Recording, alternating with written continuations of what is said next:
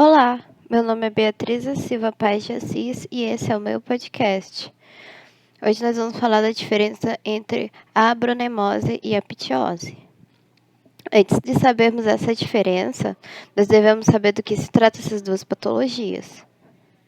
Começando pela abronemose, ela se trata de uma infecção parasitária que tem como hospedeiro definitivo os equinos e acinos, geralmente se localizando no estômago desses animais. Entretanto, o meio de infecção dele não é de grande importância para a medicina veterinária. O que dá essa importância para esse parasita é o seu ciclo errático, que também é conhecido como abronemose cutânea, chamada popularmente de ferida de verão. O ciclo evolutivo desse animal geralmente acontece no estômago, e isso não é muito relevante, então eu não acho necessário citar aqui o ciclo todo, né? Eu vou citar aqui apenas o que é de importância para a medicina veterinária, que é o seguinte. O ciclo errático ele acontece na fase larval L4, né? Então, ele infecta o hospedeiro em diferentes cavidades, podendo ser na mucosa nasal, que ele vai migrar para o pulmão, ou nas pálpebras, que ele vai causar conjuntivite, e na porção cutânea, que é a ferida de verão, e é o sinal clínico que também está associado à ptiose. A ferida de verão, que é o que nós vamos falar hoje, tem características de lesões esponjosas, que é mais frequentemente observada nos membros desses animais, né? E também a larva desse parasita, elas se calcificam, formando nódulos nessas feridas. Como o parasita fica circulante, né, dentro da ferida, ele vai possibilitar a cicatrização, porque a movimentação desse parasita vai ocasionar uma nova infecção e ela vai se intensificar, vai formar prurido, vai aumentar a ferida, ela vai produzir outra quantidade de pus e nós vamos observar o rubor e a angiogênese, né, que é a criação de novos vasos. Então, aquela área ela vai se caracterizar por ser bastante vascularizada, bastante sensível e bastante inflamatória. Como esse parasita precisa de um hospedeiro paratênico, então ele vai usar as moscas para isso.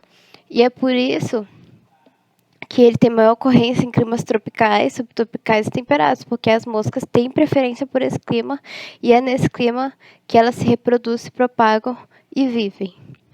Os sinais clínicos dessa patologia seria a presença da lesão cutânea e o diagnóstico seria por técnica de flutuação, mas ele é difícil, né, por causa da visualização dos ovos dos parasitas, que é pouco observável por ser um ovo pequeno e translúcido, mas há a possibilidade de ocorrer uma lavagem estomacal, mas se o parasita não tiver se encontrar ali no estômago, não vai ser de serventia para o médico veterinário.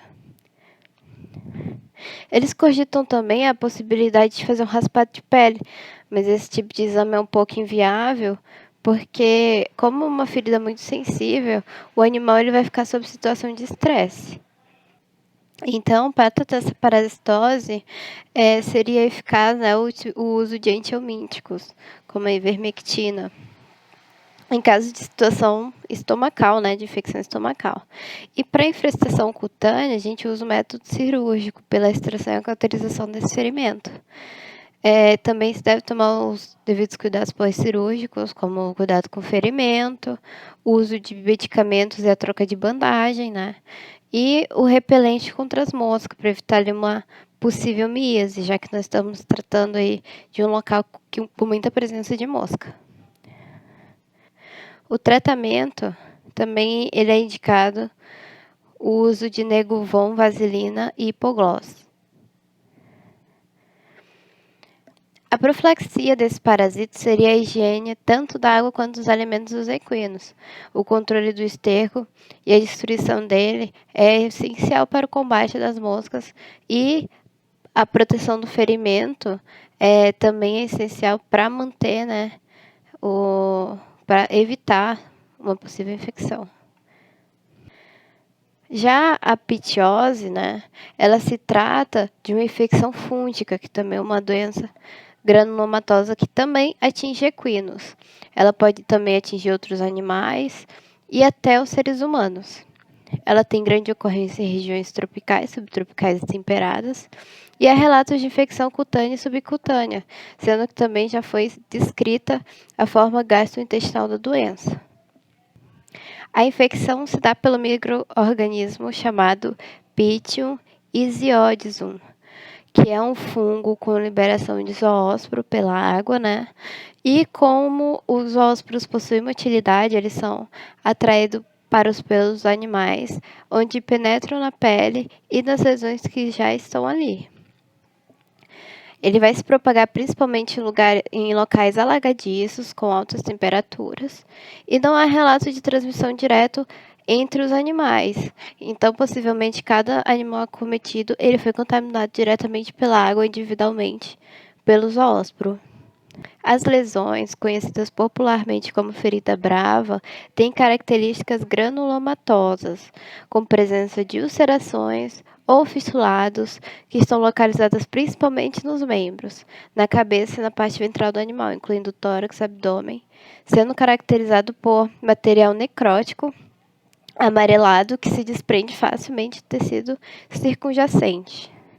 O tamanho do granuloma varia de acordo com o local, com a duração da infecção, onde os sinais clínicos característicos se dá pelo emagrecimento progressivo do animal e a presença de ulcerações que também estão associadas ao tecido granulado, chegando de 15 a 30 centímetros de diâmetro, iniciando-se primeiramente com um sintoma prurido intenso e pode se agravar até o possível óbito do animal. Já o diagnóstico, ele se dá pela observação de sinais clínicos, com análise do material cirúrgico, também podemos encontrar ali esporos fúngicos no material. O tratamento se dá por meio cirúrgico, que é parecido com a da abronemose, e o uso de antifúngicos, como o iodeto de potássio, e também a método de vacinação. Chegando ao ponto que queríamos, e sabendo as características gerais dessas duas patologias, e observando certos detalhes, podemos elaborar um diagnóstico diferencial. O diagnóstico diferencial ele é de extrema importância por se tratar de duas patologias semelhantes, porém, os tratamentos são totalmente diferentes, então, um tratamento errôneo ele pode levar o animal a óbito por ser uma doença com potencial fatal. Dentre os detalhes citados, nós temos que os sinais clínicos podem ser extremamente parecidos, porém, com uma observação mais detalhada, a ferida da ptiose ela tem característica de ser uma ferida mais molhada e purulenta. Já a ferida de verão, ela é seca por ela estar superficialmente cicatrizada. O diagnóstico diferencial, ela também pode ser citada pela localização das feridas, já que a ptiose é comum em locais onde o animal tem contato com a água, né? A topografia. Então, a localização dele é na porção mais ventral do animal, incluindo os membros, né? O tórax e o abdômen. Já na abronemose, ela pode ocorrer em locais de preferência do hospedeiro paratênico, já que as moscas podem infectar o animal em locais que topograficamente sabemos que não pode e não tem como ter contato com a água. O diagnóstico, né, com material, a gente pode fazer uma observação clínica, né, através da análise dessas amostras, onde podemos observar ou a presença de parasitos ou a presença de zoósporos fúngicos. No mais, concluímos que são doenças extremamente parecidas que devemos ter cuidado ao diagnosticá-las para evitar um possível tratamento ineficaz que pode levar ao óbito do animal. Nós devemos sempre visar bem o bem-estar dos animais, evitando manipulá-los durante o período de estresse, porque essa ferida, as duas feridas são extremamente dolorosas e muito sensíveis, então o animal estressado ele pode eventualmente causar um acidente.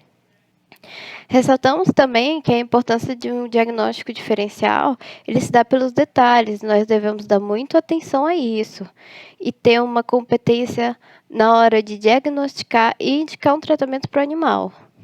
São serviços de extrema importância para a saúde única e para a economia. Eu sou Beatriz da Silva Paz de Assis e esse foi meu podcast. Até a próxima.